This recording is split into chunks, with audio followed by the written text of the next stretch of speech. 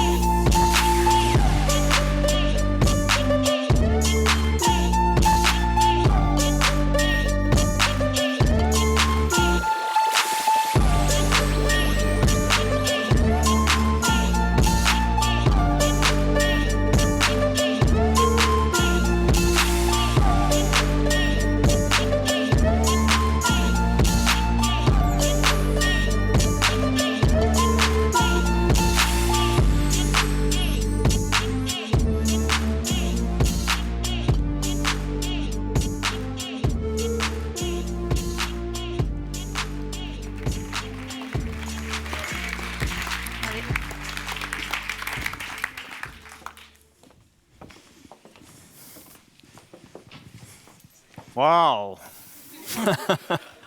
Ladies and gentlemen, dear sport friends, good evening.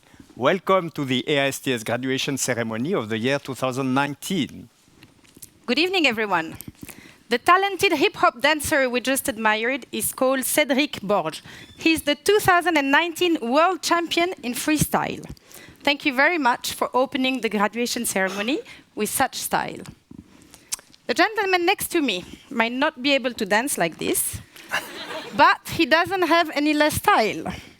He truly loves what he does, and he works very hard to make sure that the program, your program, keeps improving.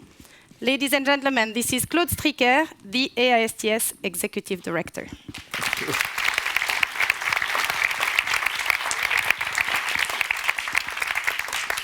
Thank you for these kind words. Ladies and gentlemen, Caroline Perrault, our Head of Administration.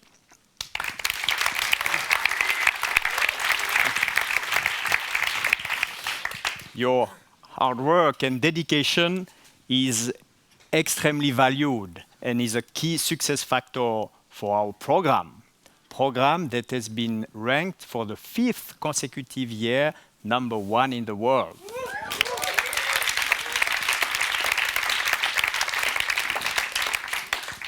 Dear 2019 class, what a year! This year will remain unique in your life. The year you have spent in the Olympic capital. The year you have studied in one of the most scenic campuses on earth. The year you have made new friends for life. And the year you are jumping into a new career in sport management. Tonight, we are together in the Olympic Museum to celebrate you, the 2019 class. Our guests include tonight the Olympic Games Executive Director, Christophe, who should arrive soon, hopefully, by helicopter. Our keynote speaker, Mrs. Jeannette Coachier. The President of AISTS, François Bussy. The members of the AISTS Council. Members of the Scientific Committee. Lecturers from the program. Alumni and families of graduates. And most importantly, you, the 2019 graduating class. Graduates, you've been waiting for this moment for the last 15 months. You came from all parts of the world, representing 20 nationalities, speaking 23 languages. And it was the year you embraced your own journey to follow your passion for sports. It was also the year of many firsts.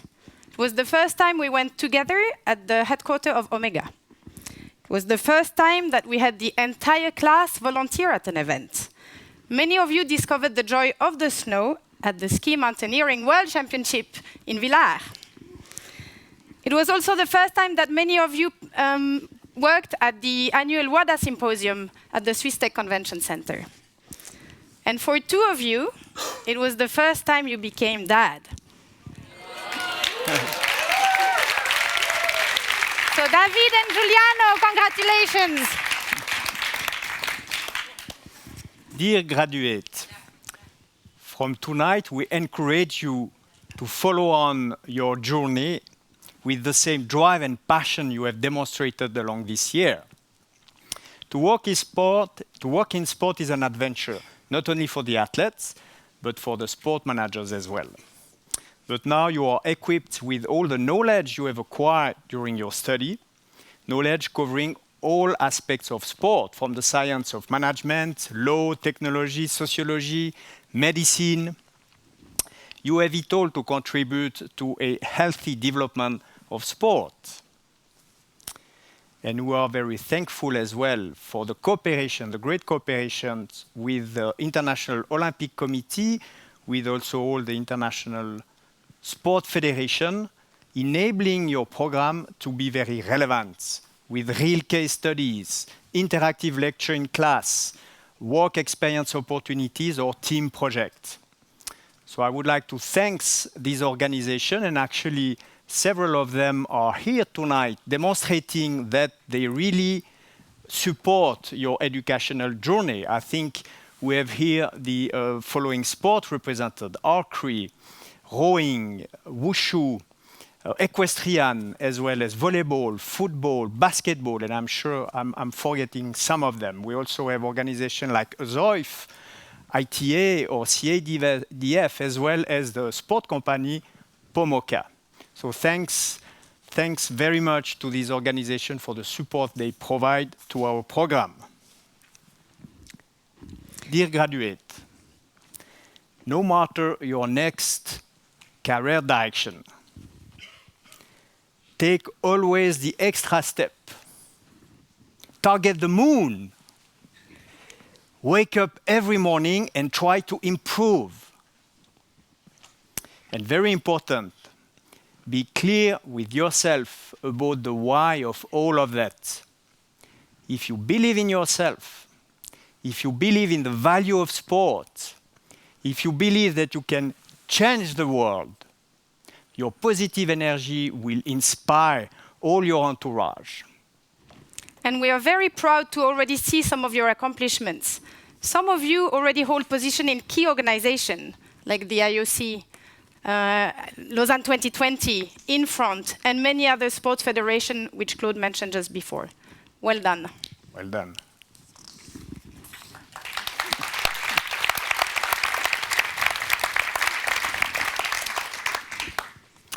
So now I would like to present the AISTS President, Professor François Bussy. François is Vice Rector of the University of Lausanne, Vice Rector for Research and International Relations. His commitment and leadership are key assets for our foundation.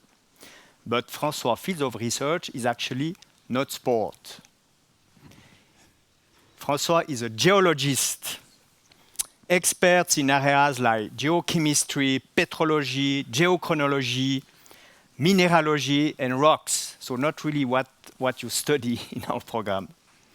But anyway, if you want to know a bit more about how the Swiss Alps were formed, you can ask François tonight.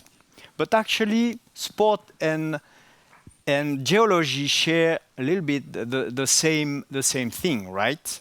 The realism of our physical life, in our physical life on Earth, our material life on Earth, making us feel alive and not virtual. So I see a little bit of the same territory here between being active in sport and being a geologist studying the Earth. So anyway, I thank François for his valuable support to our foundation, the nice collaboration we have together, and also with the Vice President of AISTS, who is excused tonight, Professor Jacques de Vera from the University of Geneva. And I would like now to welcome François. Come on.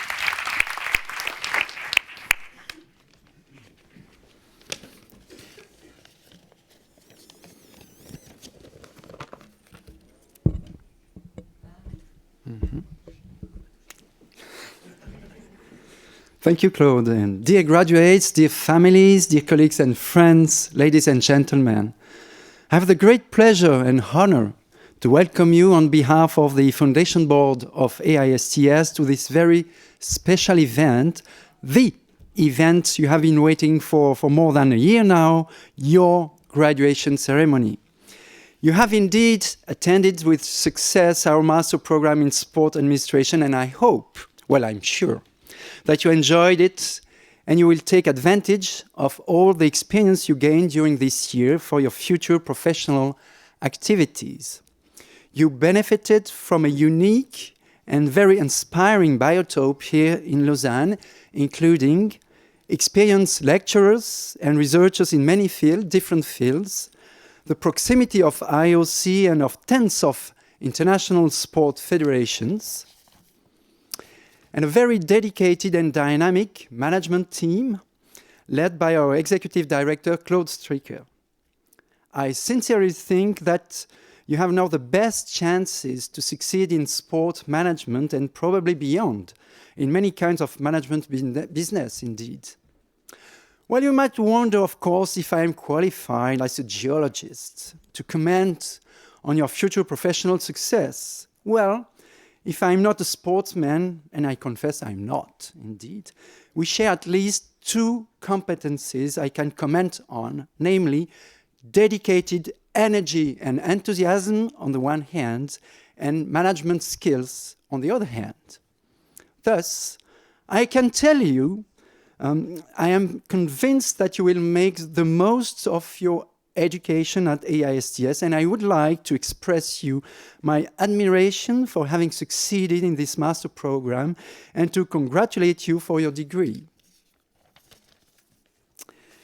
You will now join our alumni community and you will become our ambassadors worldwide. We rely on you ladies and gentlemen, to strengthen our network and to further promote sportsmanship, AISTS, and Switzerland.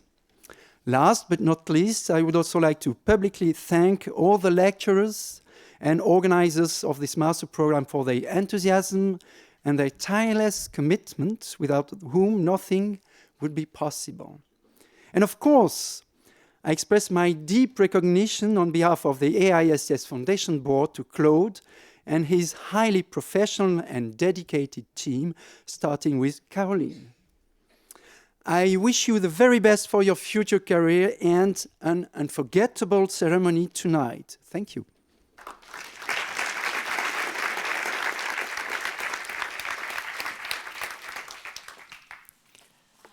Thank you very much, François. Dear all, every year we have the chance to count in the class a number of former international or professional or semi-professional athletes representing various sports. So this year we have the following sports and athletes: swimming with Maria, we have football with Peter and Alberto, we have volleyball with Beto, and we have ultimate frisbee with Surbi. Speaking about the athletes, it is now my pleasure to introduce our keynote speaker, Janet Quache. Born in London, she became a British champion for the 100 and 200 meters. Her highest ranking achievement being the 100-meter final at Beijing 2008, the first British woman to achieve this feat in 24 years. Janet is now a qualified journalist who has worked for the BBC, Sky Channels, as well as Channel 5, reporting on Olympic sports and European World and Commonwealth Games. She is also an advocate for youth empowerment via sport and has worked with the youth sport charity since 2010. Please welcome Janet. Wow. So, I was told I'd have a clicker. I have a clicker. There's the clicker. Great. Thank you so much. And thank you so much for inviting me down this evening. I've flown in from London. I'm very excited to be here. And I'm sure that all of you that are graduating are very excited to be here as well, because there may have been times throughout the last 12, 15 months where you thought this day was never going to come. Well, here it is, and congratulations. So well done. It's been brilliant just to be asked to be here. But my brief, when they said, Jeanette, can you come down and speak to the graduates and everybody here at the academy? I said, of course. What do you want me to speak about? They said, well, they're on their journey. It's a new journey, isn't it? So it's quite exciting. And I thought, how can I translate my story from being a professional athlete, moving into broadcasting now, to what you're doing? And actually, the parallels and the common themes are pretty similar. So I'm gonna go through it with you now. So let's have a look. Right. Now, I always say to people, you have these moments, don't you, where there's this spark, where you think to yourself, I really fancy doing that. And you run into a room and you tell the first person that you meet, and you don't always get the response that you want. But deep down, you know that's exactly what you want to do. And whatever it is, there's this driver. There's something that's really pushing you to want to be able to do it. So I know a lot of you, the graduates here, have come from places that weren't traditional in sport, but you've come and you thought, you know what? Sport is our passion point, isn't it? And let's be honest, we're in the Olympic capital, Lausanne. I love this place. I absolutely adore it. And I think about it because I'm an Olympic geek. You know, I studied it. I love it so much. And sport, it brings everybody together. There's no language, but it's that power of sport and that power and the joy of participation and winning and the heartache of losing, and we love it. Depending on what sport you love, you can sit there and watch sport for hours, you could play it for hours. We're just very, very blessed to be able to work in this space. So when I think about sport, that is me. I am that person that's running in screaming and telling everybody and anyone who will listen about whatever's going on in my industry. So I hope you have that spark as well. And I guess that's probably why a lot of you are here. So I had two main sparks. My first spark, 1992. I was 9 years old and I watched my first Olympics, the Barcelona Olympics. Now, is anybody in the room here, be honest, was not born before 1992? We've got a hand. A few brave hands. Oh, look, someone at the back there. Look at that. You spring chickens. Well, I watched my first Olympics. 1992 Barcelona Olympics. I remember saying to my dad, oh, Dad, I really, really want to compete at this Olympic Games. I really want to be a fast runner because I love running around. I was that kid at school. And he said to me, okay, all right, Jeanette. And you know, sometimes as parents, you just tell your kids, all right, whatever. But deep down, he kind of he knew, I think, that was something that I probably wanted to do when I was older. And I guess my second spark, and I'll come to all of this a bit later on, was in 2012 when I decided to retire from the sport. But that'll come later on in the story. So those are my two main sparks. So have a think about your own sparks in this room. When did you have that moment and you thought, I'd really love to try and give that a go? So, choices. First comes the spark, next comes the choice. I love this quote. Can you remember who you were before the world told you who you should be? I talk a lot to people about how it feels to be a child, because we were all children at one point. And I guess we all had different backgrounds, we all have different circumstances, but I guess one thing that rings true, when you're a kid, you have big dreams, don't you? You have massive dreams when you're a kid, and then all of a sudden you go to school, you get put in a bit of an institution, get put through a bit of a system, and sometimes that dream doesn't always have the room or the capacity to flourish. When does that happen? When can you be that person, say to yourself, actually, you know what? I'm going to go back to exactly what it is I wanted to do. And the choices that I'm going to make are going to be all around that. And it's about understanding the timing of those choices. You may have not had that choice when you were 18, but you may have that choice at 28. But then you may not have the resources at 28, you have them at 38. So it's about making sure you're in the right time and fitting things in the right place and letting things happen organically. I'm a big believer of that. Don't push things if it's not the right time, but make sure that your choices that you make, especially after you graduate now, are the right ones for you, your family, and whoever is supporting you in your journey moving forward. So, can you remember who you were before the world told you who you should be? It's a big quote of mine. Let's look at these choices. Yeah, you're laughing. I know why. Well, let's think about it. Right, so it's funny, right? When you start in anything new, you've got this plan. You put this plan down, you've got your big wall chart. You're like, right, this day is going to be here, and on this day I'm going to be a millionaire. Make loads of money, or I'm going to do all the amazing things. And you have this amazing plan, and then all of a sudden, on day 2, it gets derailed. Something gives you the biggest curveball you could ever imagine. And then, rather than have a plan that looks like that person on the bicycle there, cycling towards the finish, you get a reality, a massive reality check. Now, the graduates in the room, show of hands, how many of you had the plan that looks like the top in the last 12 months? Oh, great. No. And how many of you had the plan that looks like the bottom? The reality, a few peaks and troughs.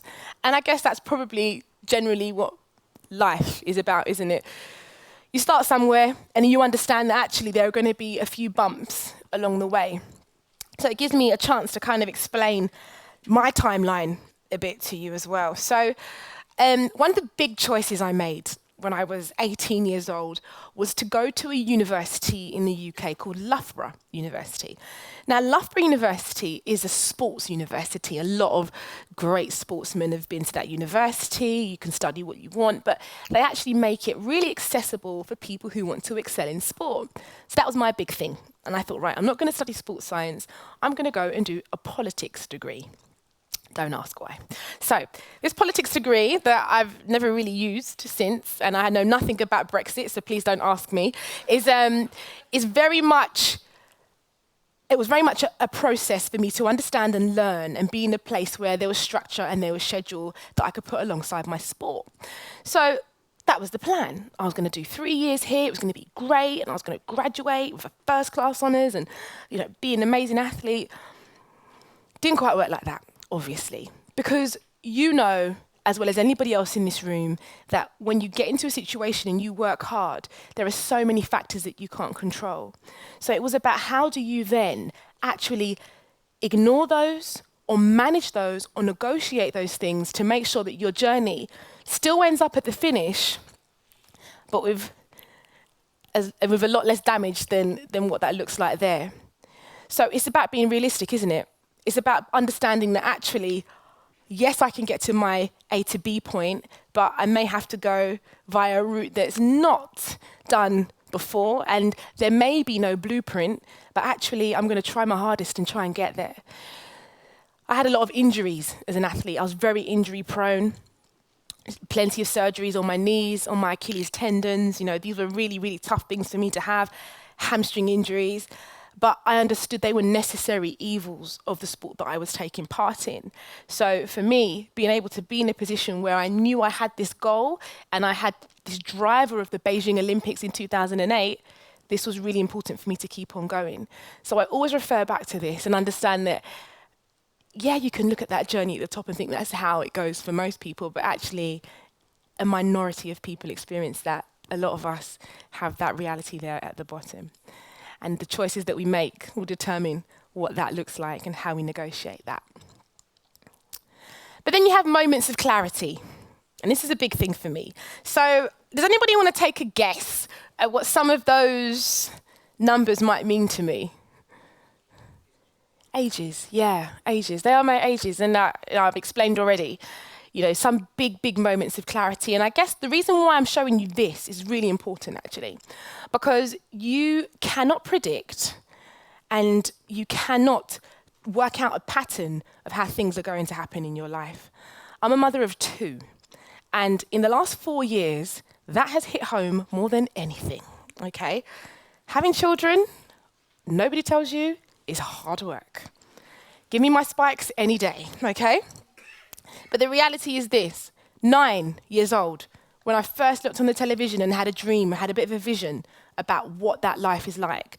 Now, yeah, you want to be a sports person, you love the glamour, you love everything about it, you know, it just looks great. But there's a lot of hard work that goes into that, a lot of hard work. So how do I understand that at 9 years old? I don't. I have to keep going through this journey to really understand the life lessons. At 14 years old, my first ever competition for England as a junior age group runner, and thinking to myself, well, actually, you know what? I could probably do this, something that I really want to try and do. So why not give it a go? But that came with a great team. You need a great team around you. You know that now. I'm pretty sure the graduates that are here tonight, with all your lecturers and everybody else that's been here, they've been the best team to have for the last 12 months. I guess there were times that you wanted to run away from each other, but I guess there were also times where you came together and you understood what it meant to have those people in your corner. 25, the Olympic final. As a 25-year-old in the Olympic final in the 100 meters, it took me back to my 9-year-old self. I just thought to myself, wow, I'm actually doing what I said I was going to do when I was 9 years old, which is a pretty mind-blowing experience. But what made me laugh about my Olympic final was this. A British woman in a sprint final is pretty rare. We're not necessarily that good. So I remember being on the start line of this Olympic final in Beijing. And if you've ever been to the Bird's Nest Stadium in Beijing, it holds 90,000 people. It's an amazing, amazing stadium. And I'm looking at this lineup. And in the lineup, there are 3 Jamaican girls. So you know they're going to be quick. 3 American girls. So you also know they're going to be quick. My good friend Debbie from the Bahamas, she was also in there. She's from the Caribbean, so she know you're going to be quick. And then there was myself from London, you know, very British and just, you know, kind of like, hi, I'm just happy to be here. But the reality is, at 25 years old, I'd earned the chance to be there. So it was taking that opportunity and seeing what I could do with it. So in the end, I finished world number 6, but I went ranked into the Olympic Games, world number 33. So I think over those 2 days, to be able to understand and have that self-belief to push forward was a pretty big deal for me. So a massive moment of clarity with my own self-belief. 30. In those 5 years between the Olympics and then moving on to London 2012, life comes at you very, very fast. I was really unfortunate with injuries. And in the end, I decided to retire at 30, having to withdraw from the London 2012 Olympic team. It was really, really tough. But in the same breath, in that same space, I was offered opportunities to work with broadcasters, to come and talk about the athletes, to come and talk about the games. And as devastating as I was not to be there, it was quite nice to be still part of something because of how much I love sport. And that gave me another spark that I was saying earlier, where I thought to myself, actually, you know what? I'm going to try this and really, really give it a go. Whilst I still have the energy, I'm going to try and go for it. And at 32, my last big spark was having my first child. And I think that that's really important in understanding that, yes, we work in sport, but where are the new fathers in the room? Are they here? About 1, 2, are you getting much sleep? No, I'm sorry. It doesn't change. So, I think, you understand that all of a sudden life is so much bigger than sport, but all the lessons that you have learned in sport, you can pass down to your children. So that for me is a massive deal. So those are my big moments of clarity. And I guess, you know what? I'm here to embrace the journey like you are. And hopefully I'm around for a lot longer. And the reality is there will be more moments of clarity, and this may all change in 10, 15 years' time. But let's be honest. Let's be honest. It's a new space for a lot of you in the terms of you've come from somewhere else, you've done this fantastic, fantastic course, you've learned so much, picked up so much, but you'll always have that inner troll, that inner you that tells you, actually, you don't deserve to be here. What are you doing here? I get it all the time, especially now as a broadcaster. Got it as an athlete occasionally, but as a broadcaster, it's so new. You think to yourself, right, this imposter syndrome, how do we manage it? How do we get rid of it? You'll have people tell you you're not good enough. You'll have people tell you to go back to what you were doing previously. And you may wake up sometimes in the morning and think that to yourself as well. But the reality is you had that spark. You made the choices. You put your plan in place. So there is nothing to suggest actually you shouldn't be here, especially if you're good enough. I didn't know that this was the #1 university in the world for this course. Am I right saying that? For this course, that's great. Okay, I want to get that right. So that's a big deal. The fact that you've actually come here and understood that you've come to the best place in the world to study is massive. So inner troll, what inner troll? Keep it at bay. Understand that, write down the goals and let yourself and remind yourself why you're here and why that's important. So I guess I'll end on this. Carpe diem, one of my favorite things to say. Seize the day. Take it, grab it, do whatever you need to do with it. Because there will be times where you're handing in that essay, you're doing that bit of coursework, you're at work trying to make sure you get enough credits to make sure that you finish this course. And it feels like such a little step. But the reality is, over time, it just goes to improve. It keeps on going. You go right to the top. And before you know it, you look back and think, wow, how did I get here? An example of myself, when I started in broadcasting, I'm a big football fan. Any soccer, I should say. Football or soccer fans in the room? Hands up, okay. Right, I'm a good soccer fan. Let me just test you now. How many of you have heard of a football team called Dagenham and Redbridge? Just a few, okay. That's the real soccer fans in the room. So Dagenham and Redbridge Football Club, they're quite local to me, back where I live in London. And I remember when I first started in broadcasting, my editor said to me, Jeanette, can you go down to Dagenham and Redbridge Football Club? We want you to cover a competition called the Johnston's Paint Trophy. Oh, mate.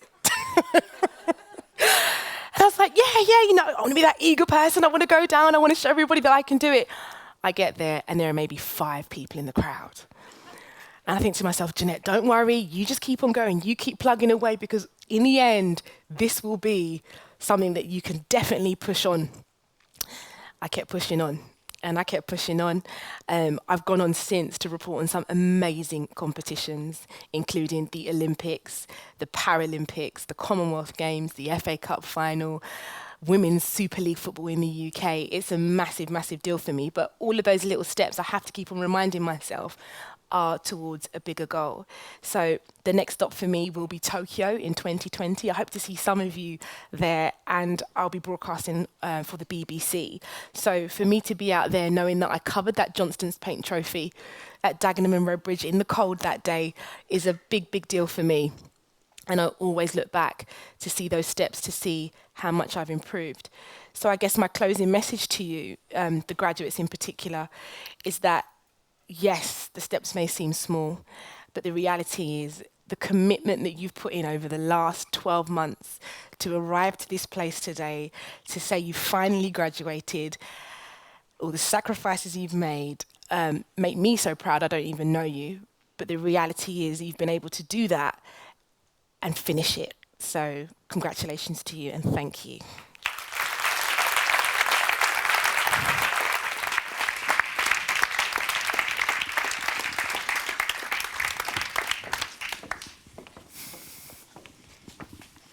Thank you, Jeanette, for this great and inspirational story. Thank you very much. I would like now to take the opportunity to thank and acknowledge our founding institution, represented here by their board members. Many of them are sitting in the front row: Inès Blal, École Hôtelière, Nouria Puig, IOC, François, our president, Etienne Marclay, representing EPFL, as well as Daniel Oyon and Edgar Philippin from the University of Lausanne. So this is our members of the council of the foundation. And we would like to thank as well the scientific committee. Daniel Oyon is the chairman, but we also have here tonight Emmanuel Bale, Juan Carlos Landrov, Giovanni Battista Derci right there, and I think Boris Gojanovic might be somewhere. Thank you very much. We also have the pleasure to have a few of your professors here. I think I'm not sure if where they are, but I just mention Lorenzo Massa, George Ibarola. Remember the visit you did at the Pomoca company with Josep Castellet, the CEO, who is here tonight, and a representative of the International Sport Organization we had mentioned before. Tom Dillon is here, Andrew Ryan for Ozoif, as well as Juan Carlos Holgado from the World Excellence Center of Archery. We also have Ben Cohen and Francesca Rossi. And now we would like to present the class of 2090 with their diplomas.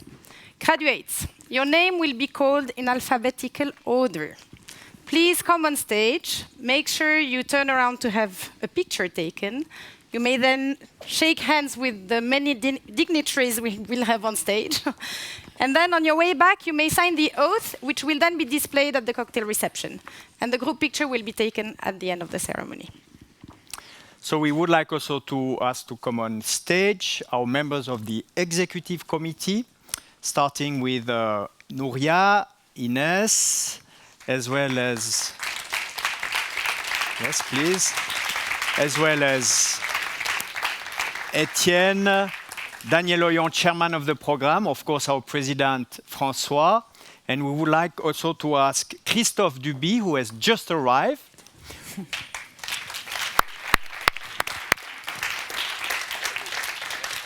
After a busy day of many meetings with the executive board of the International Olympic Committee, Christophe will actually address you after the ceremony. So we can start. Rida Ahmed, Pakistan and Australia. Hello.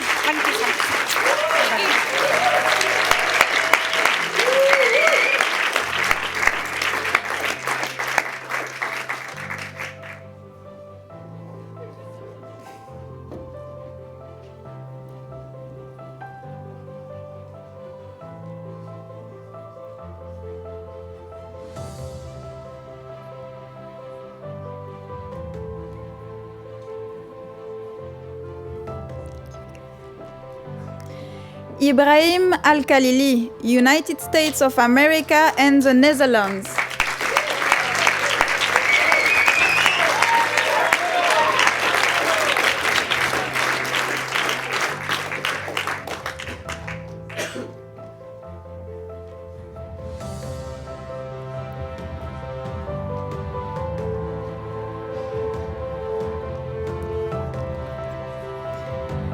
Ashley Artingal, India.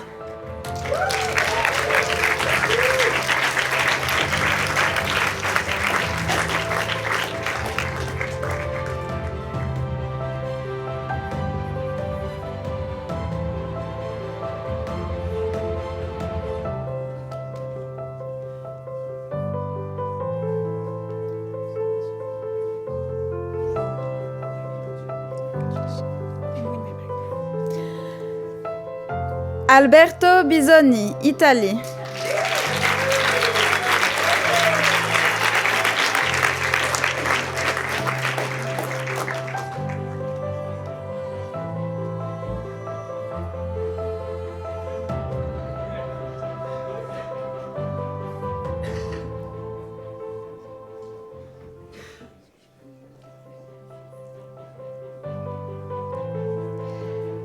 Paulina Camus Carrion, Chile.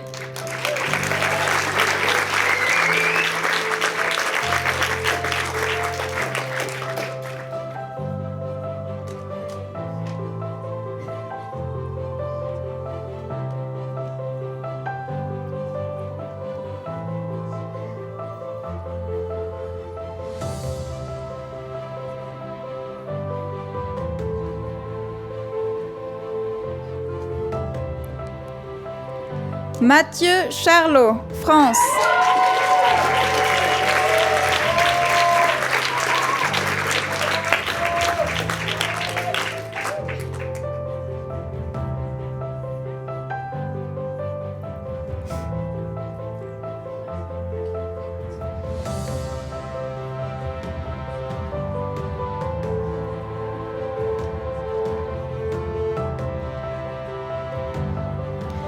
Giuliano de Lima Fatio, Brazil and Switzerland.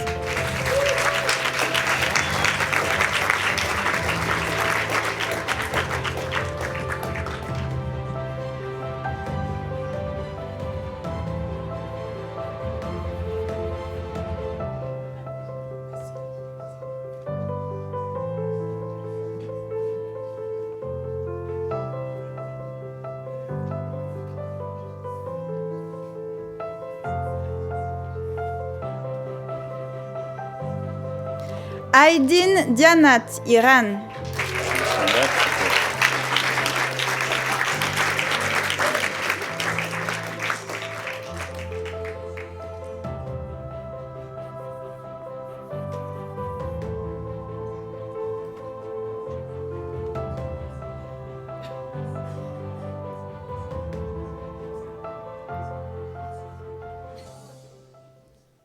Robin Fazel, Switzerland.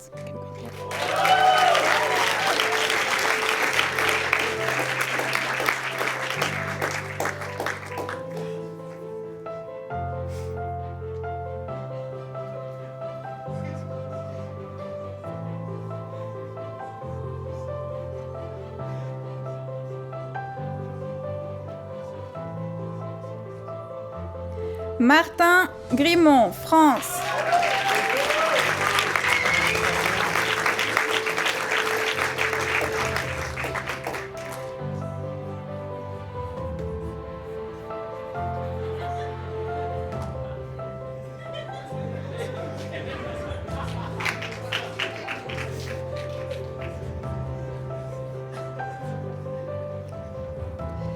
Emily Johnson Hogue, United States of America.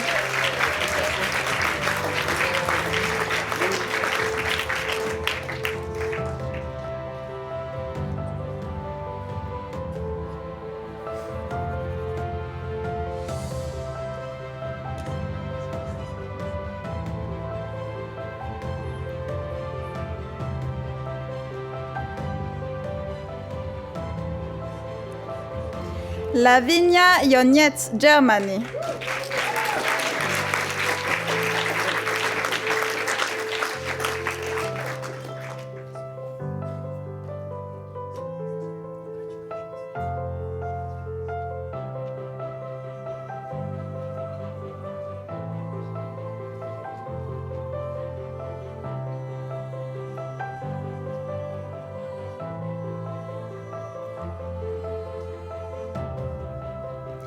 Min Jung, South Korea. Unfortunately, she could not make it this evening, but Myung-won, her fiancé, will come up to pick up her diploma.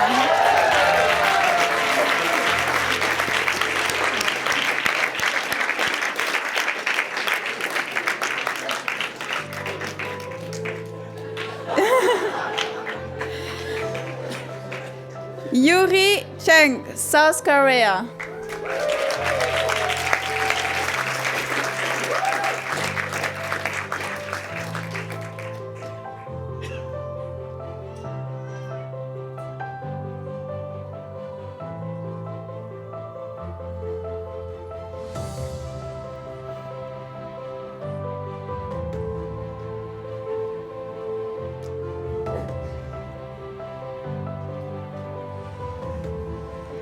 Jan Keller, Switzerland, Spain, and Brazil.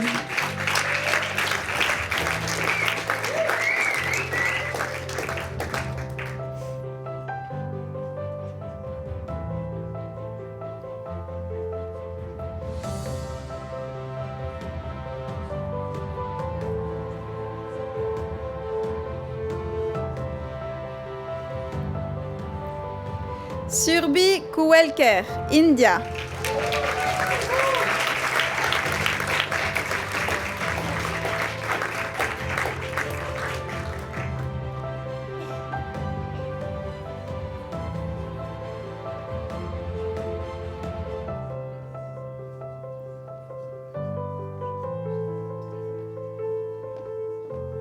Myung-won Lee, South Korea.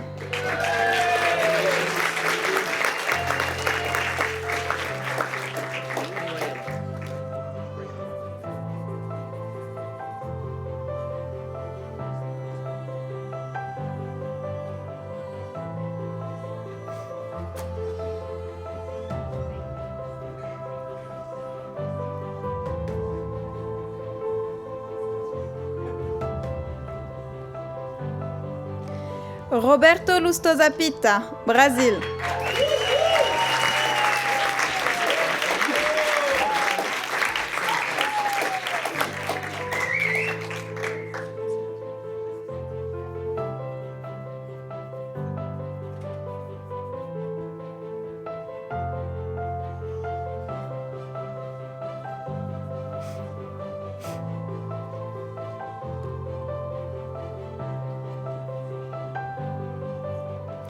Vishwanath Manava, Canada.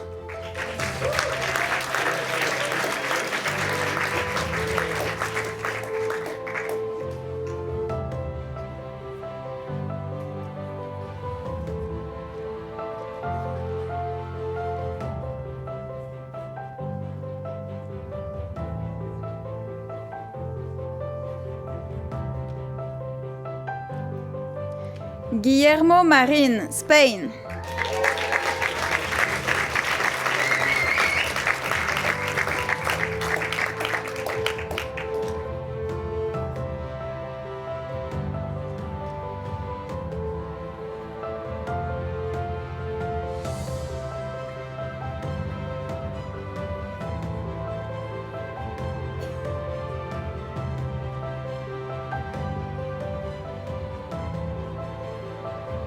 Peter Marlett, United States of America. Unfortunately, Peter could not make it this evening.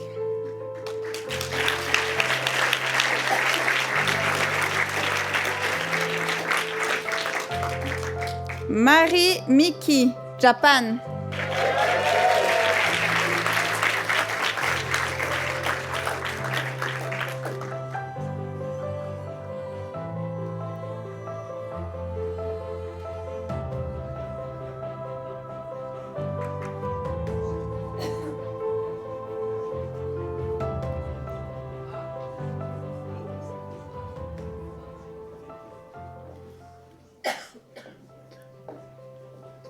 Didier Montes Kinley, Spain and Switzerland.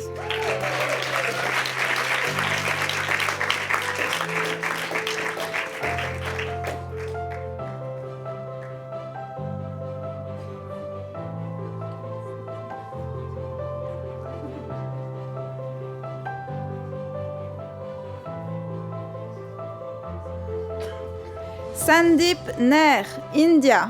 Unfortunately, Sandeep could not make it this evening.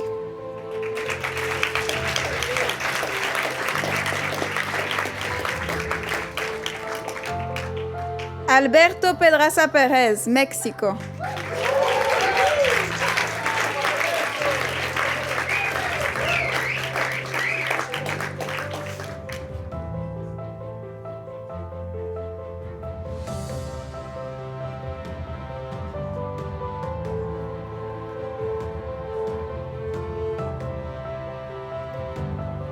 Maria Peredo Silva, Mexico.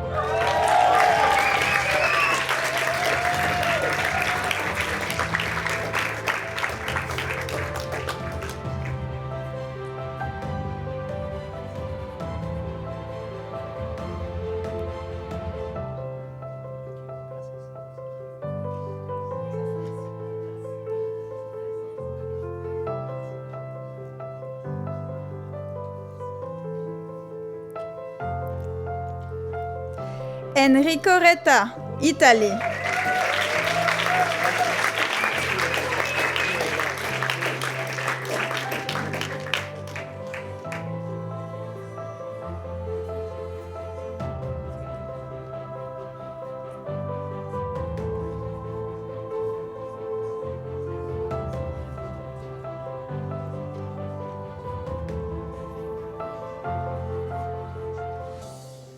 David Saltiel, Switzerland.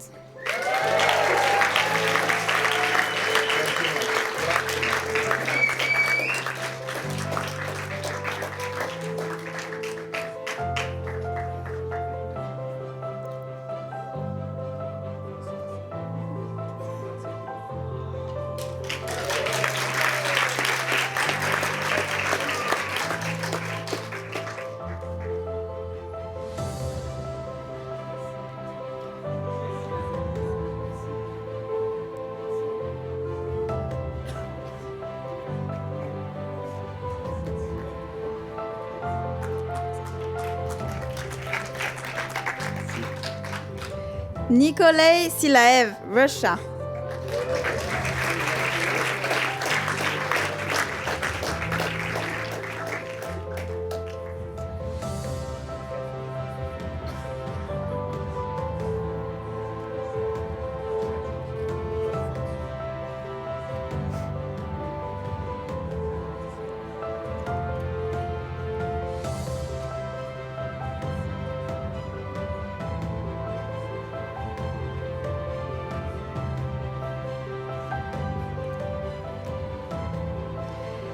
Kamilia Sizdikova, Kazakhstan.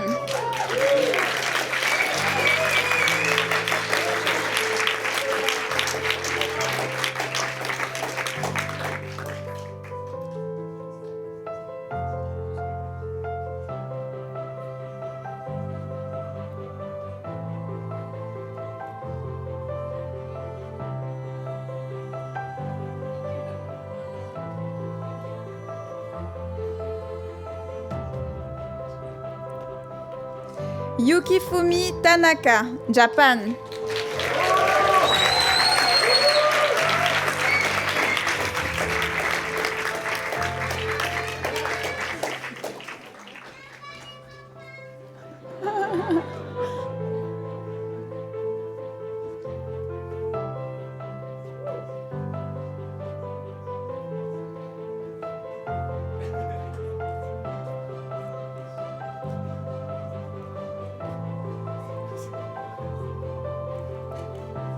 John Vlaus, Canada.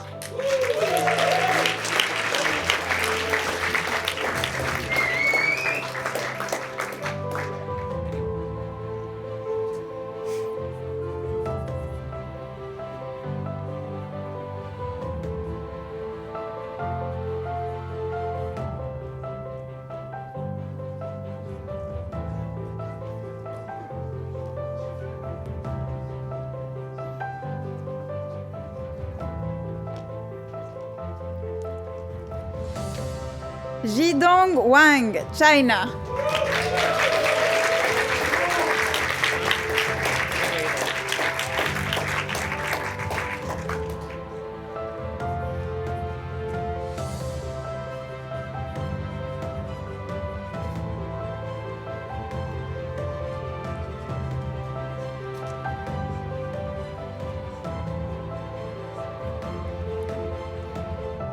Jiwen Qian, China.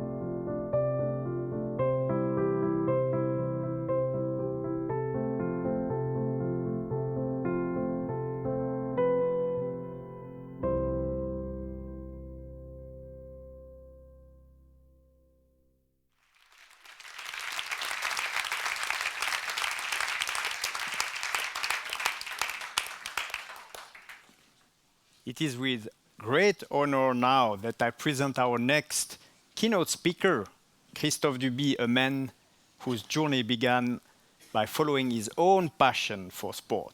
Christophe joined the AOC as a trainee in 1996 to work on his favorite subject, sports management and the impact of the games.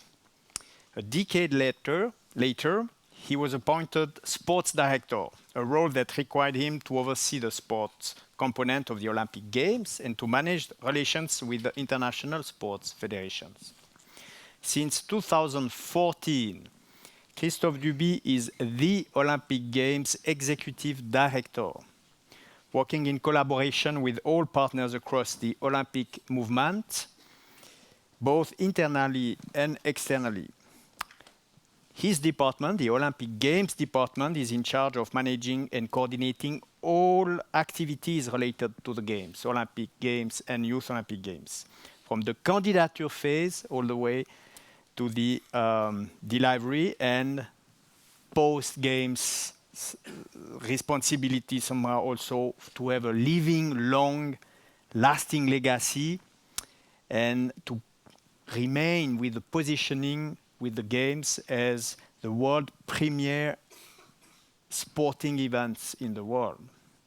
So I don't need to explain more what is the responsibility to be the leader of the execution on the IOC side of the Olympic Games. And we have the chance tonight with Christophe to listen to him, to listen also to his heart, his passion for sport, and also all his personal experience with this big responsibility. So already a big thank you to Christophe, and we look forward to listen to you. Please, Christophe.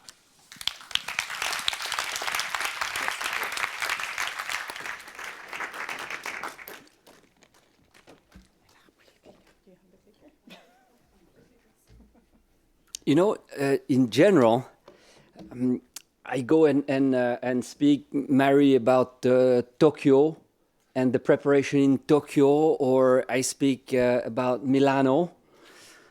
And here I have to speak about myself. And Claude, you know what? I will not do that. I would not do that because I feel very uncomfortable doing so. First, because I'm very privileged to be where I am. And I know it requires many others. And you know, Janet, when I saw the band drawing with those stairs going up, one thing I've learned from a great skier, multiple Olympic champion from France back in '68. Any name? Any name? Any name? Voilà. Voilà. Merci, Professor Orion. Always told me, this is why he's the professor, right? He answers. You didn't, the white scarves. Huh? And one thing he said, when you're climbing up the ladder, and remember that, huh? Always say hello, and always recognize all around. Nothing without them, right? So speaking about myself is certainly not relevant. Speaking about what it takes to be in that position and what really matters is what I'll try to explain later. First thing first, we call sport a big family, and White Scarves, you have achieved one thing, over and above the performance of getting your graduation, is that you have joined the sport family. Why is it a family? Because we trust, we care for each other, we love each other.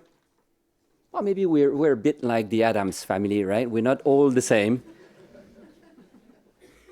And that was one of my former colleagues. He's now the executive director for the Golf Federation, Anthony Scanlon, the Addams family. Because in the end, what really matters is we're really strong together. We're all different.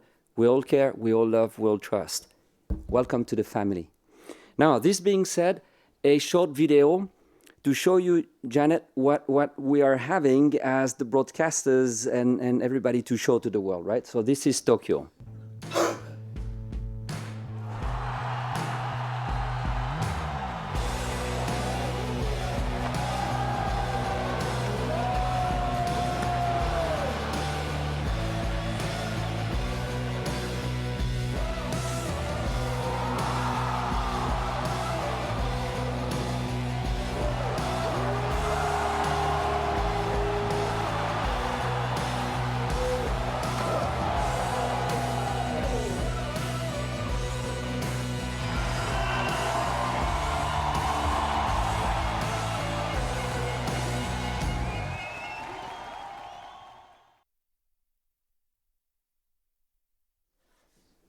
Look, why did I show you this video of Tokyo? Because it's really very special, okay? This is what is coming and what is new in Tokyo. And sport, in the end, has to be relevant. And I'll speak about relevance later. But look where we come from. You have some images from the past, and these are all great collective memories. But to get from that to where we are today in Tokyo, it took a lot of developments. These are some images from Buenos Aires. You see some urban practice. Relevance is really important. We can only be in sport if we remain relevant. Relevant means embracing change. If you stay where you are, if you don't progress, we're not relevant anymore. No interest. But to do that constantly takes courage, and I'll speak about that later. I needed to deliver that message regarding Tokyo, also because sport truly matters. on the day-to-day life, and Claude, you spoke about that, and the oath refers to this very point. It matters just every single day, but it matters even more and the most when we are all together in one location at the same time. And this is the Olympic Games. And what is really important in the Olympic Games, over and above what gives goosebumps, we all are fascinated by the music and the sports performance. This is pure emotions. This is great. But at the same time, when we are in Tokyo, we know that the world is truly a great place when we can live respecting each other, showing that no matter the race, the color, the religion, there is a way to be together and to cheer for each other. That's why it matters. And this is why we have to stay relevant. Because if we want to inspire the next generation, it takes convincing argument. When we are all in Tokyo, or any other event, by the way, Olympic Games is the purpose tonight, but many other events do the same. We can show an ideal society, a model in which we respect each other, and that's truly important. In Tokyo, this is what we will show when you are on the ground. Some of you will be in Tokyo and enjoy being in the stadium, having a ticket, or being part of the cultural Olympiad ceremonies. But we have many other things that are truly important and that do make the Olympic experience a greater one than simply inside the stadiums. You see, we have first open competitions, a number of them, cycling, triathlon, now marathon in Sapporo, or the open warm-up, which is new, or sports initiation, trying to give kids and youngsters the possibility to get to the field of play. Juan Carlos having some great icons to show how to do it. Also open warm-up, making sure that it's not always behind closed door that things happen.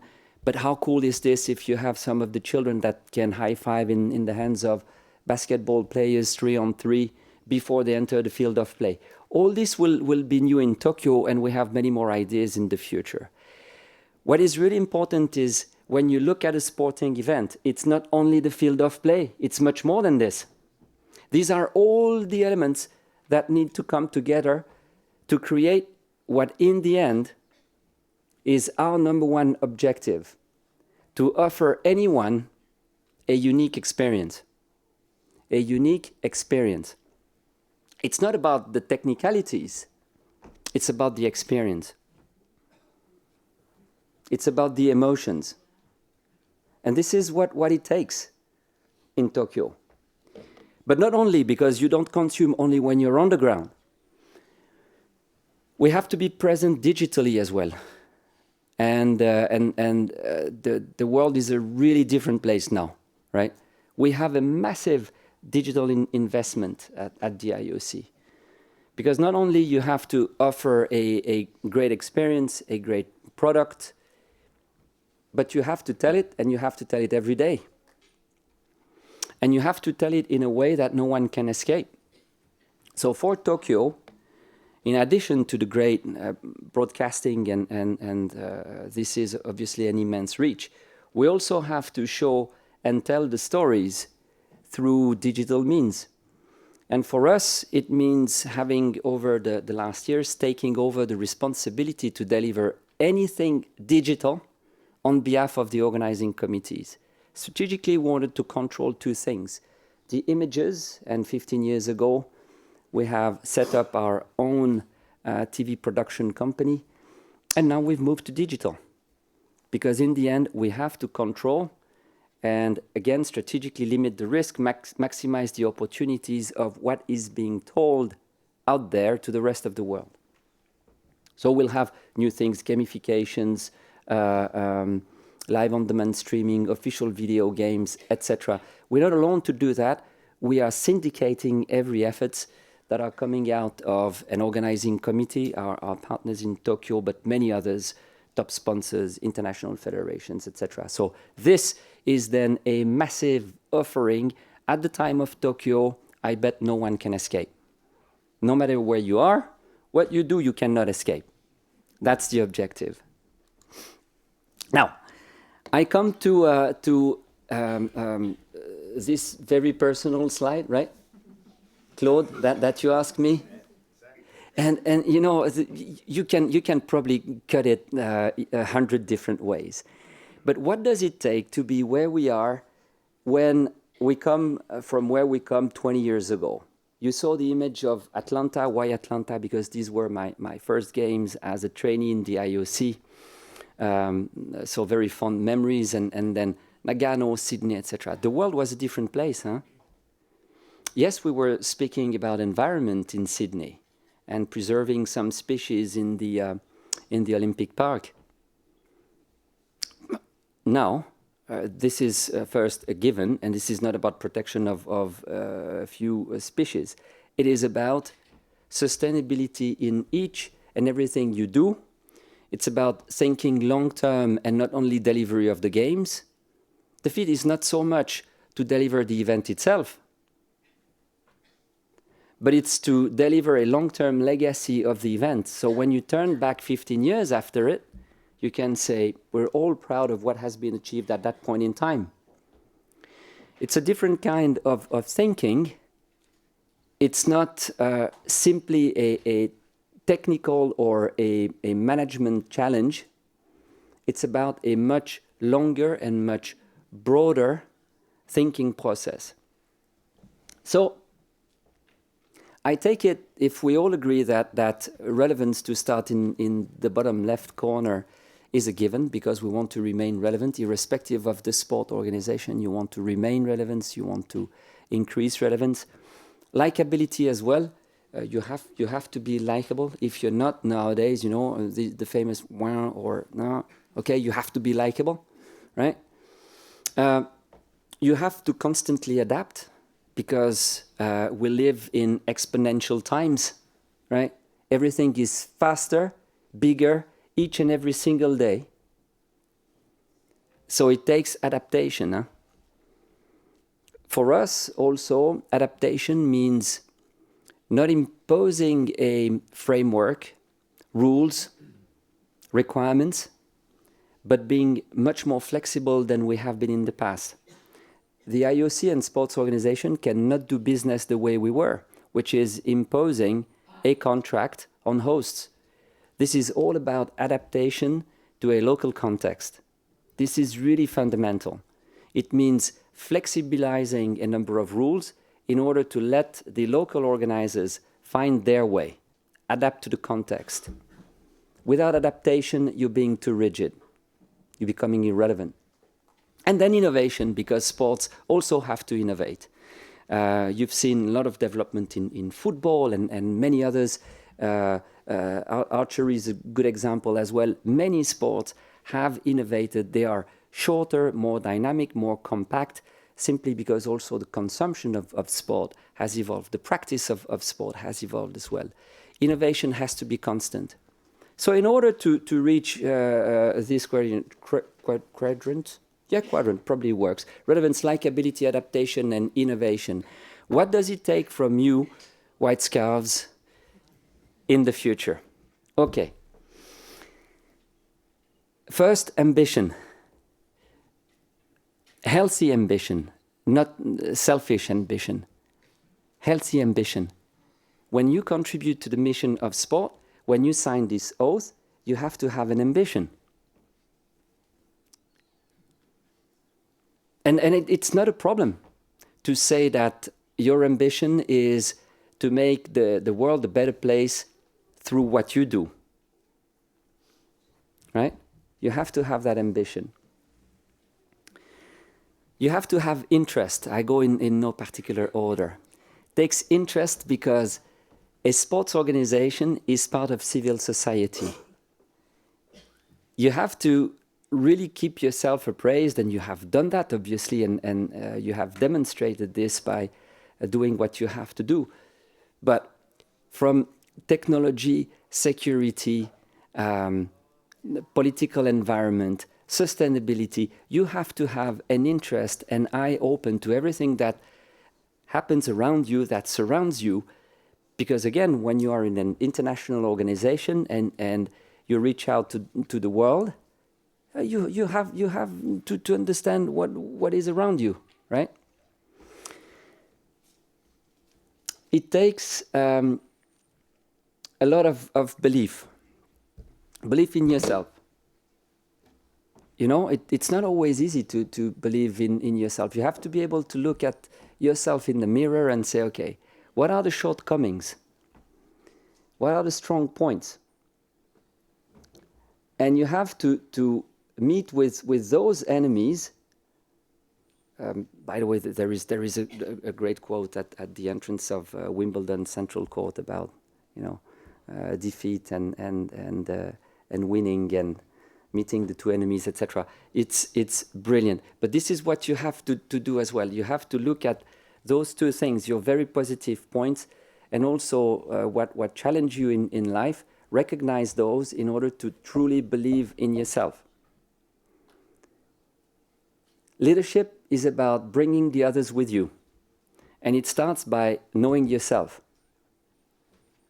Recognizing that you're truly good, but you have other sides as well.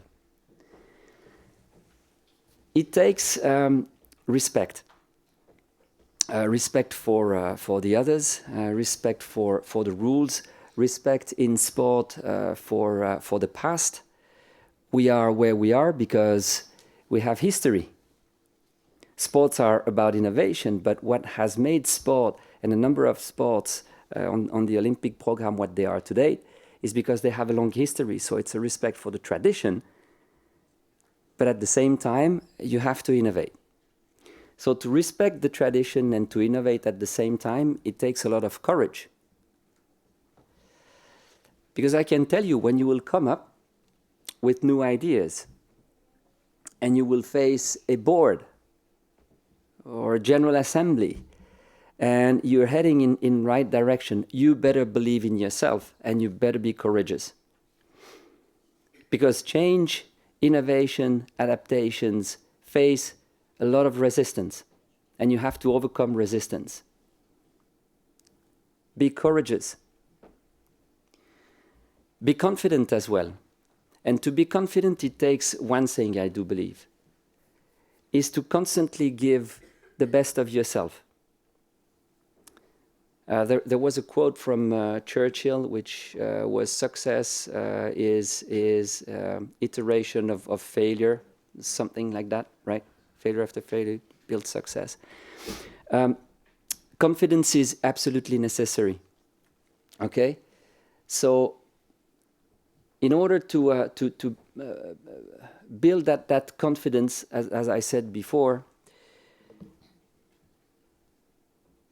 it really takes you to be true to your ideas, true to yourself and what you believe in. You have to be really yourself to be confident. If you don't do that, if you lie to yourself, the others will not follow. Okay? Sounds like a church a little bit. It's not that daunting, though. Humble. Be humble. Again, and I started with this. I said that we rely so much each on the other, the neighbor, the colleague. Anyone in the system is really important. So never truly believe that you have arrived or achieved.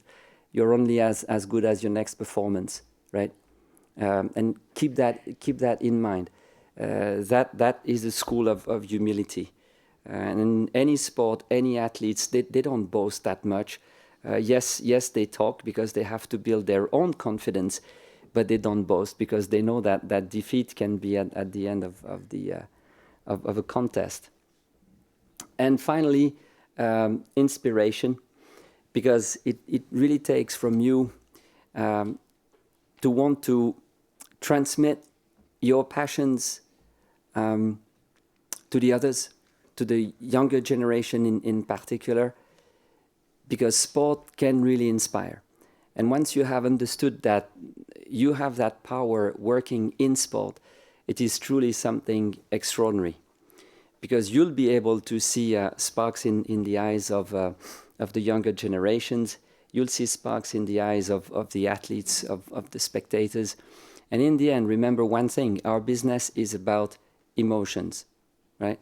It's all about emotions. And this is why we come back to it and why we can never leave.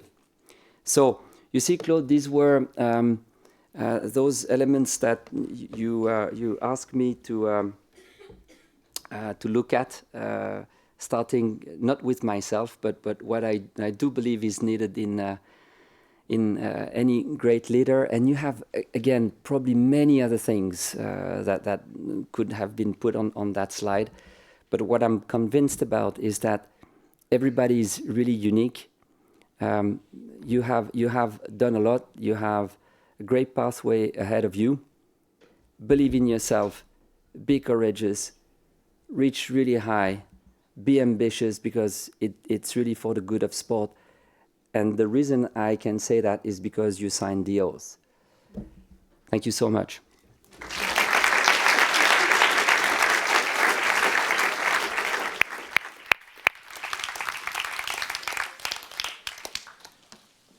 Thank you very much, Christophe, for your inspiring insights. And now, please enjoy a film from the IOC, a film that celebrates the journey of those at the heart of everything, as we said before, the athletes.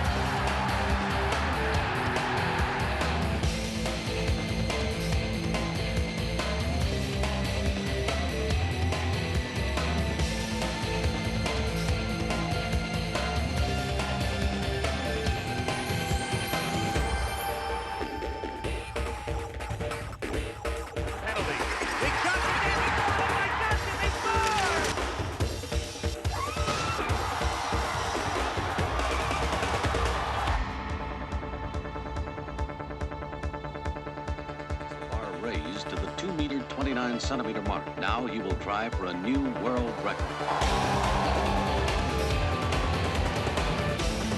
Un jeu de bras plus ordonné et plus symétrique. Bien entendu qu'il y a gagné la course.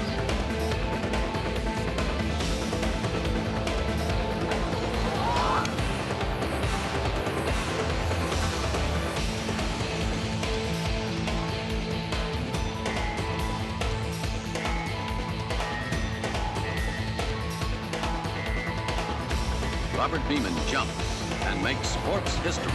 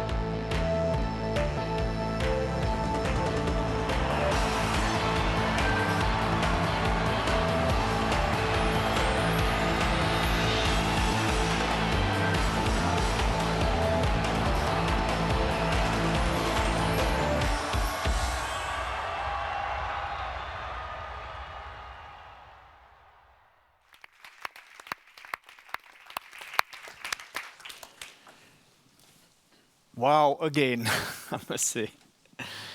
Now we would like to do the best research paper award ceremony. And for this, I will ask my colleague, Michael Broadley, our head of education, to present. Please, Michael.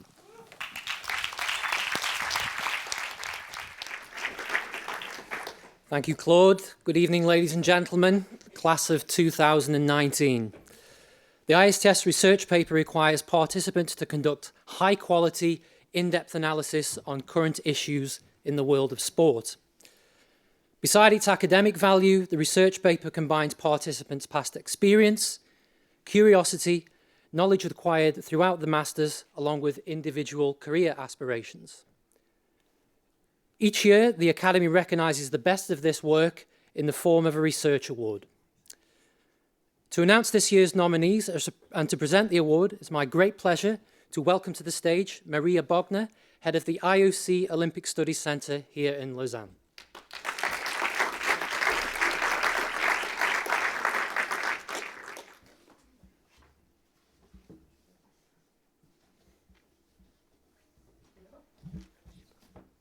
Thank you very much. Just sorting myself out. 1, 2, long list of things. Thank you. It's my great honor to be here with you today. Thank you very much, Claude and the team. Claude and his team has my highest respect for the professionalism of the whole course that you've passed through and the ceremony that you put together.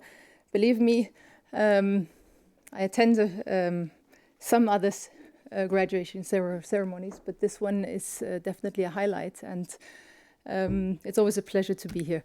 So as part of your course, we had the pleasure to host you at the IOC and at the Olympic Studies Centre in the last year. So it's really wonderful to be here and see you, accompany you on this last day of your ceremony, which kind of marks the end of the course and the beginning of your next step into your career. As you hopefully remember, at the Olympic Studies Centre, we're all about the most relevant and qualitative Olympic knowledge, what we refer to, what we kind of define. So it's really an honor to be here and announce the award winner of the best research paper of this class. But before I go to that, let me share with you the list of nominees. We have 6 nominees, 6 people that have been chosen by the team of AISTS. And the first one is Rida Ahmed.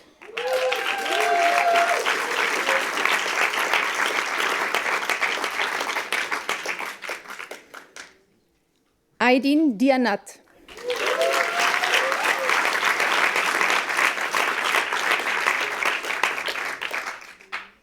Robin Fazel.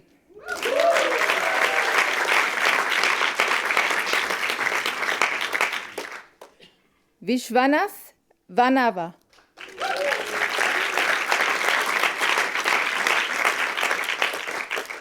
Didier Montes.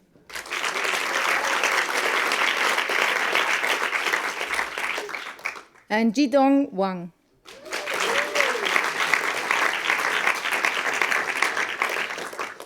Congratulations to all of you, because I think that this short list already means a lot. But now I get to open the envelope. I love it. And the winner is, I have 3 surprises. First of all, it's a paper, it's a certificate that you will be getting. Secondly, a small little gift bag that you hopefully like. And this, after assessing the winner's research paper, I'm happy to announce that also my team found this paper to be of high quality, and we have included it in the Olympic World Library, so it's made available to researchers and professors around the world. And we don't do that many times for master papers. So.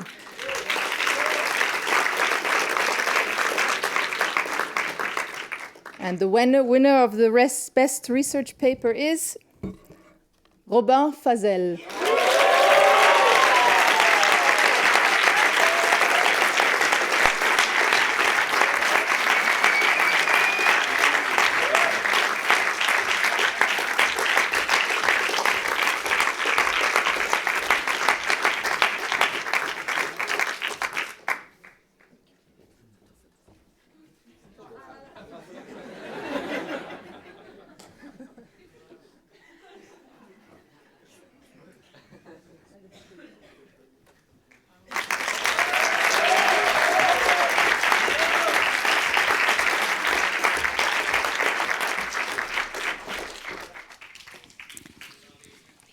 Thank you, Maria, and Robin, bravo, well done.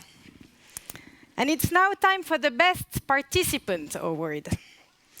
Each year, we recognize the graduate who got the highest mark in the program. To deliver this prize, it's a pleasure to welcome Sébastien Raymond, treasurer of the Swiss Sport Manager Association, which was called previously l'Association Suisse des Managers du Sport. Thank you very much.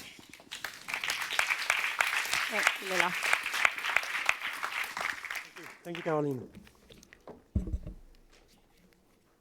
Dear graduates, dear family and friends, dear AISTS members and crew, dear guests, it's a great honor and pleasure to be here tonight. Thank you to give us the opportunity to be part of this perfect organized event ceremony. I will be brief. Just a few words about our association. We are the umbrella organization for sport managers in Switzerland. We organize more than 20 events per year for over 400 members. We also go to the event to see the show, but also to see what's interesting for you as sport managers to see behind the scene. And we are national, but we are open to all citizens. So take the opportunity to join us, to the Swiss Sport Manager, to get the contact, to keep the contact with Switzerland. Some of the members are present in the crowd, and it's a pleasure to have you here also. And if you are interested, I have, of course, my card after. So, as I prepare my speech, I have a look on the profile, on the participant profile, and it's really impressive to see the background that you have and the knowledge that you bring to the sport industry today. In name of Swiss Sport Manager, I congratulate you for your degree, and I wish you the success and all the best for the future. And now it's time to deliver the winner's name of the Best Participant Award. So who will success to Thomas Rose, who's present in the crowd. This award contains 1 year free membership to Swiss Sport Managers, plus 300 Swiss francs. And the winner and the best participant of the class 2019 is Shurbi Kuvelker.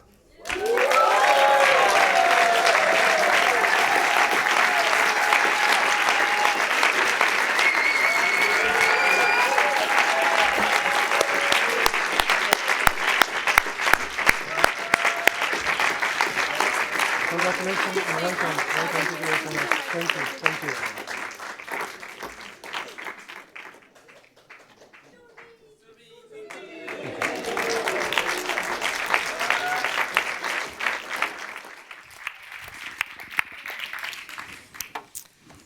Merci Sébastien and bravo Surbi. Our next speaker is just taking officially her role as president of the AISTS Alumni Association. She graduated in 2008. She's Mexican, she speaks 6 languages, she has lived in 7 countries, and she's also a talented piano player. Her passion and dream was to organize football World Cups. She previously worked at UEFA, and she's now Women's Football Tournament Manager at FIFA.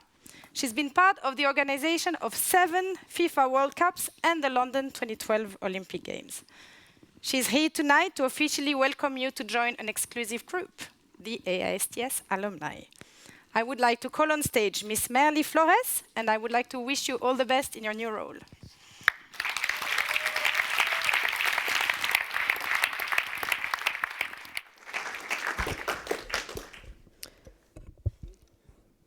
Good evening, dear distinguished guests, dear friends and families, dear graduates. I feel very honored to be here tonight in such a special place for the Olympic movement and for the sports in general. 11 years ago, I was seated where you are now. I had a great year, meeting people and interacting with individuals from all over the world passionate for sports as myself. Everyone with the same goal, pursuing a degree in the sports industry and also to make or continue a career into it. Today is the end of a cycle. You have prepared yourselves the best you could, successfully completing all the assignments of the MAS. I am very glad to see how the program has evolved and also to give the students the opportunity to develop before they graduate. You have now a very good understanding of how the sports industry works. Since 2008, much has happened. I would like to share with you 3 points about what I have learned on this journey as a graduate of AISTS. The first one, your path is not the same as anyone else's path. I remember when I was doing the master, one of our professors said, "Your frog can be my princess." There is truth on that. For one person, it might be a great opportunity, while the other person is not even considering it. As well, sometimes the least attractive opportunities lead to great destinations if you make the most of the experience gained. In addition, there is not a written path. Everyone develops at a different rhythm. It depends on the circumstances and background. You will make your own way at your own timing, corresponding to your abilities, interests, opportunities, and profile. Everybody's dreams are different, as well as the way in which each of you will achieve them. The industry is very competitive. Your role is to identify what makes you different and focus on your strengths and work on your weaknesses. The second is a quote from Michael Jordan. Obstacles don't have to stop you. If you run in a wall, don't turn around and give up. Figure out how to climb it, go through it, and work around it. For some of us, the dream job does not come at first. If you are not there yet, broaden your horizons and keep looking for an alternate avenue to achieve your objective. If you know what you want and are resilient, you will eventually get there. One step in the right direction is more worth than many in the wrong direction. If you are not where you want, do something every day that leads you to your desired destination. What is key is to be prepared for when the opportunity comes. You need to be ready for that moment. I advise you to keep learning, attending conferences, meeting people you look up to, people who inspire you. The third one is from Nelson Mandela. It always seems impossible until it is done. The day I applied to the MAS, my dream was to work in an international football governing body. At that time, it looked far away and somehow unachievable. As you can imagine, my first opportunity was not in football. However, all I did before took me to my current position. Leading to this, the first step was to resign to my current job, a stable job that I had, leaving everything behind. The only thing I knew was that I wanted to learn about football operations. So I left, and for 1 month, I was learning about the stadium operations in a football world-class event, with the uncertainty of not knowing what would happen after that month, but with the certainty of knowing that it was the right step to take for my future. It is a privilege to have graduated from AISTS. The structure of the program serves as a platform to develop your career. Now, you are part of a worldwide community of more than 500 alumni. The alumni community is not only about networking, it is about synergies, finding ways to support each other and learn from each other. The alumni committee is a representation of the community, but the community is made of all of us. We are here for you. Ask, seek, knock. As Heimir Hallgrímsson, former head coach of Iceland football national team said, success is not a destination. It is a journey in the right direction. On behalf of the alumni committee, I wish you success in your next steps in this exciting career as sports managers. Congratulations, thank you, and enjoy the evening.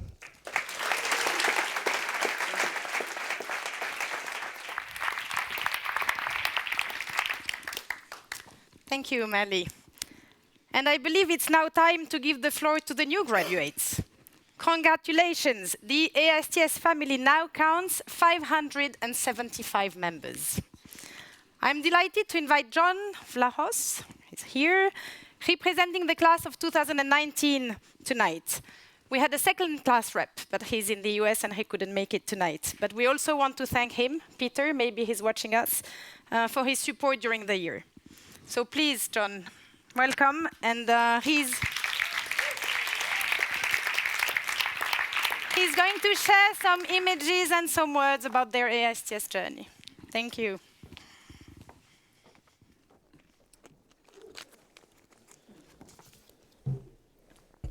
Hey, everybody. Maybe I'll just start by saying that this year I was fortunate to have Madali as a mentor, and she was a role model for me, and she helped me reach my dreams, as long as other people in this room too, so thank you very much.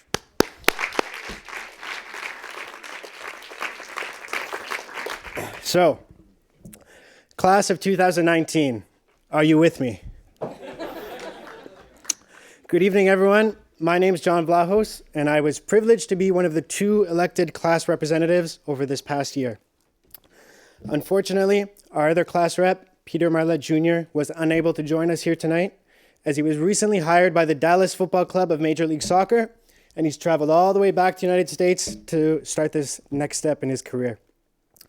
If anybody knows Peter, they know that he's a very smart young man who can be very direct at times, but he always has others' best interests in his heart.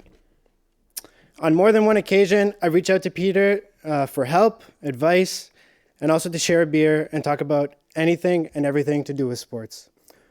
Although he's not physically here, he's undoubtedly present and thinking about us the same way that we're thinking about him. So let's give a round of applause to Pete.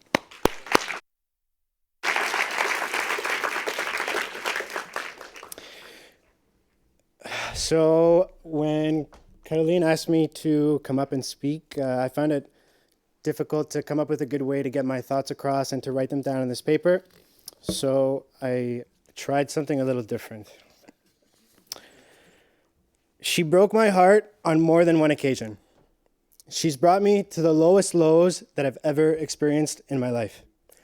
She's made me cry some of the most emotional tears.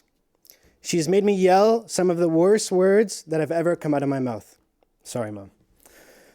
I've gotten into some of the biggest fights of my life with her, and she's won every single time. There have been days when I just can't begin to understand her. Days when I wish she had never come into my life, and days that I wish I had never fallen in love with her. Now, on the other hand, I've never been happier than when I'm with her. I can spend all of my waking hours with her and need nothing else in my life. She has made me experience joys that few others could. She's seen me at both my best and my worst. I've tried to share her and introduce her to the most important people in my life. And other times, I've selfishly kept her all to myself. I can remember the single moment that I fell in love with her, and I hope to spend the rest of my life with her in it.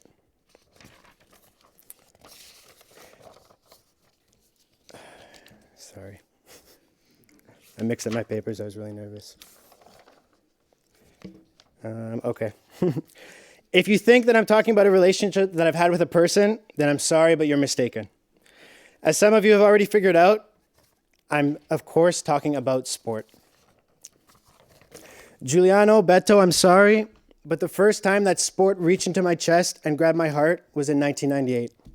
I was 9 years old, sitting in my parents' basement, and Zizou scored 2 amazing goals that led his country to the pinnacle of football.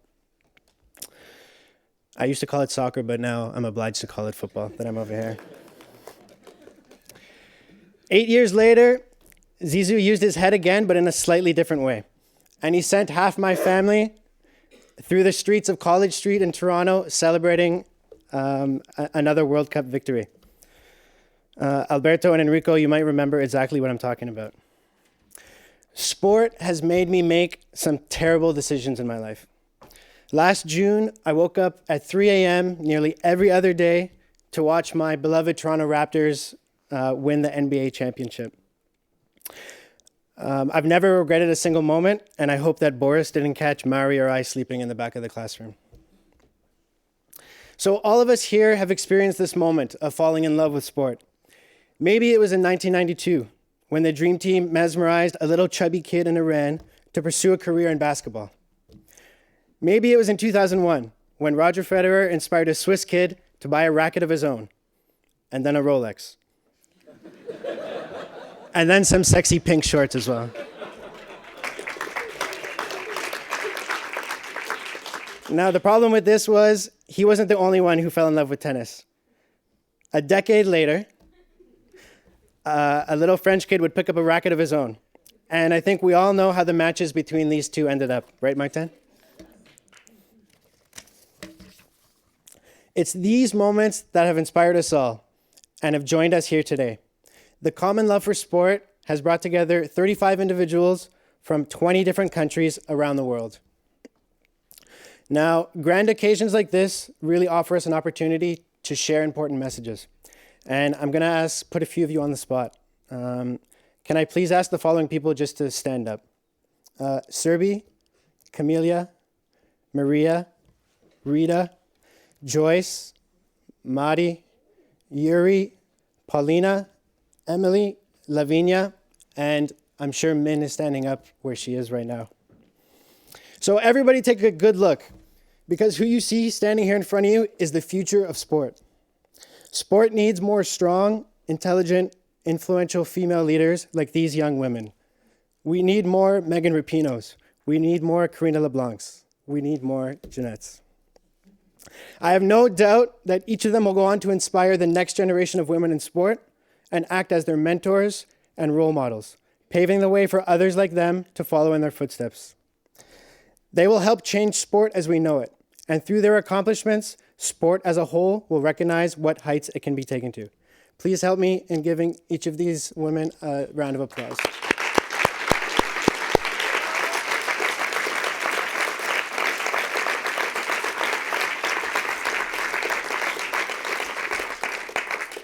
Thanks. You can get comfortable again. Okay, so folks, we didn't get here on our own. I'm going to finish by saying that we should each take the opportunity tonight to thank those who have supported us in our journeys. Mom, Baba, when I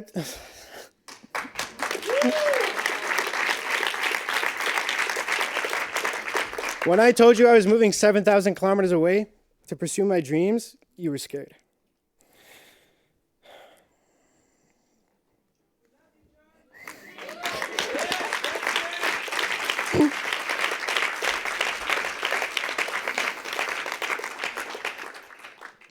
You knew there was nothing you could do to stop me, and you knew that you would miss me. But you supported me every step of the way. Thank you.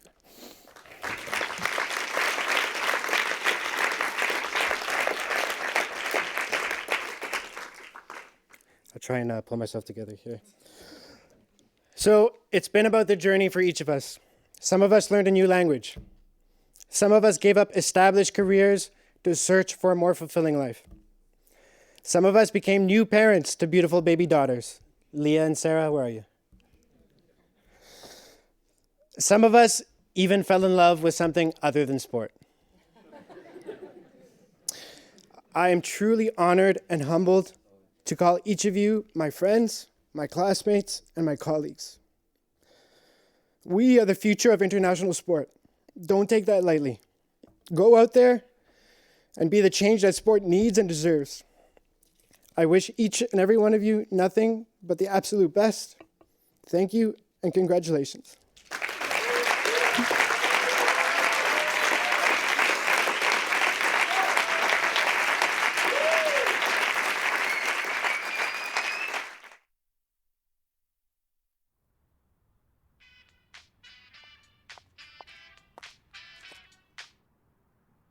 Let's get it started in here.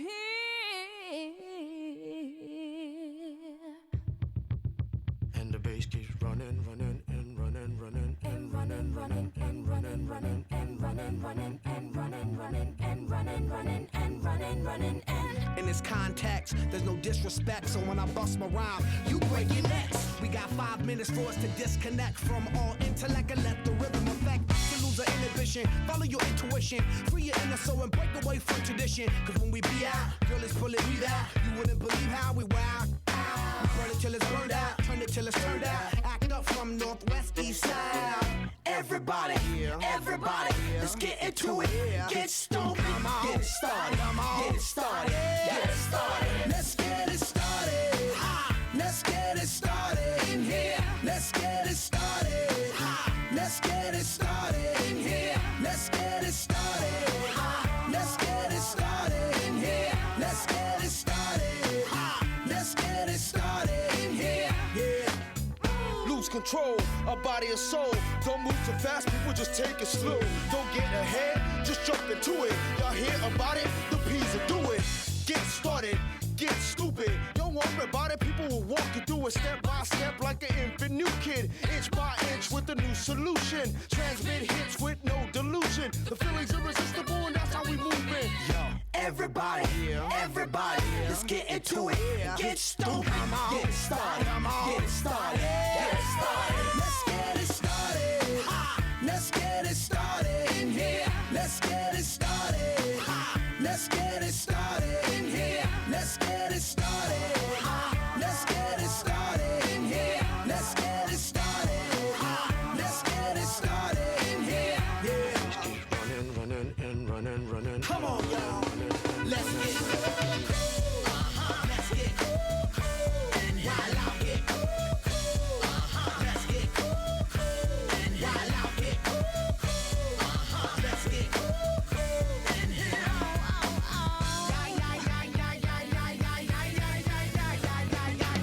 Let's get ill, that's the deal. Applicator will bring the bug dot drill. Just lose your mind, this is the time. You can't stand still, twist and bang your spine. Just bob your head like me, Apple D. Up inside your club or in your Bentley.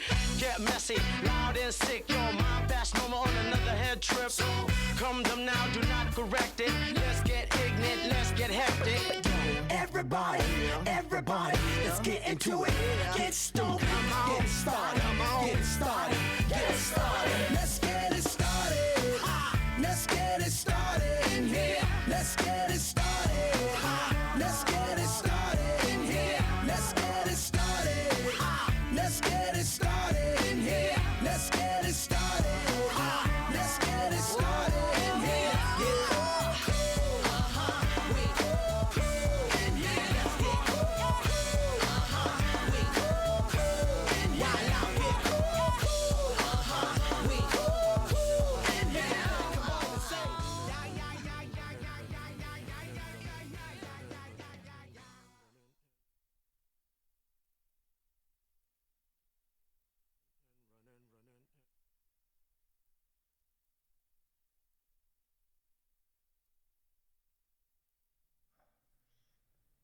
Hey guys, look what I found. Whoa, that's my phone. I found it in the back of David's car. Are there photos on it? Yeah, some of them are worse than we thought. Gimme. Whoa. Guys, I say we look at all the pictures once and then we delete the evidence. I say let's delete them right now. Are you nuts? I want to see what happened after Canavan Cup. Is it in there? Oh yeah, it's in there. Guys. We look at it one time and delete all the evidence. Deal? Deal. Oh dear Lord, that's classic.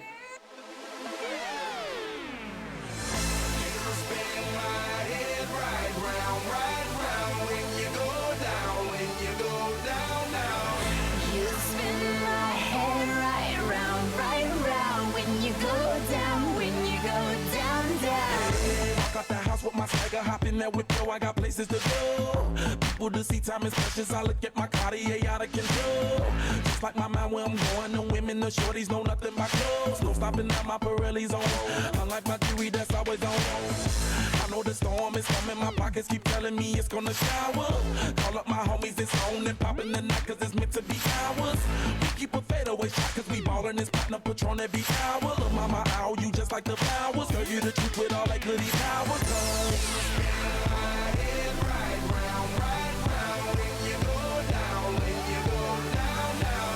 You spin my head right round, when you go down, when you go down, down. I watch her go. She got me throwing my money up. Ain't nothing more beautiful to be. It's going down. From the top of the pole, I watch her go. She got me throwing my money up. Ain't nothing more beautiful to be.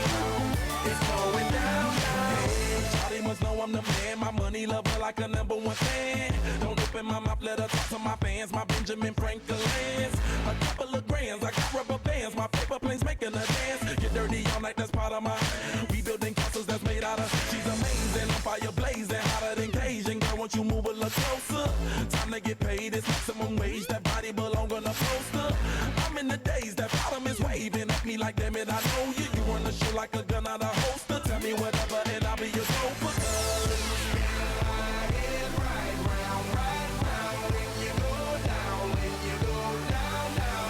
You spin my head right round, when you go down, when you go down, down.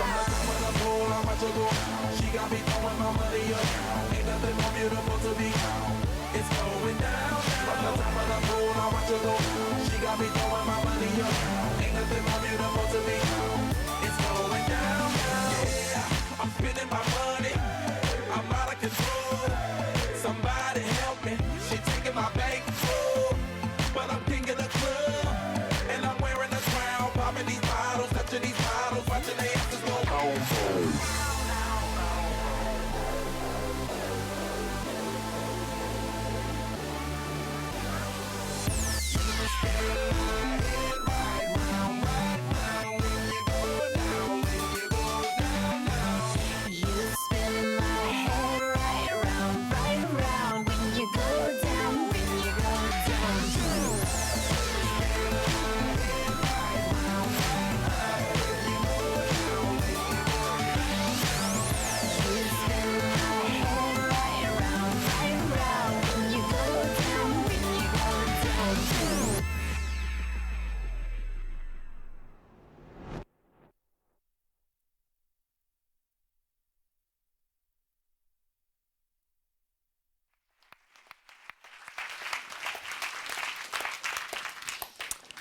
Wow, again, we would like that it never stops. So thank you so much, John, and thank you, Peter, who might be watching us with the live stream from United States. Thank you so much. Great class. I would like also to thank my colleagues. As you know, everyone is behind the program with a great spirit, professionalism, commitment. It's a pleasure to work with this team, and I would like to call them to come on stage. So we have Céline, Marine, Magali. Yes, please come. Brooke, Michael, and Yemin. Yemin, are you here? Okay. We also have Andrea in Brazil right now, and Nalaine between Singapore and the United States. And I would like also to call Maria to come on stage.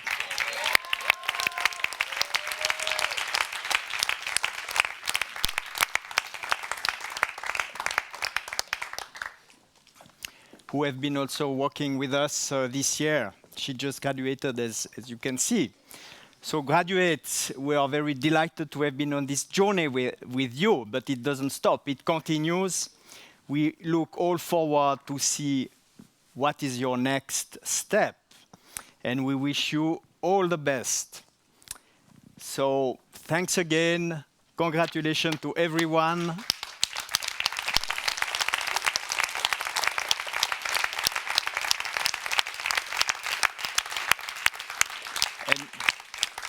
And please, the class, come also on stage. And everyone enjoy your evening. We have a nice cocktail waiting for us. But please, the class, if you can come here, that would be just perfect. Thanks again, everyone. Thank you.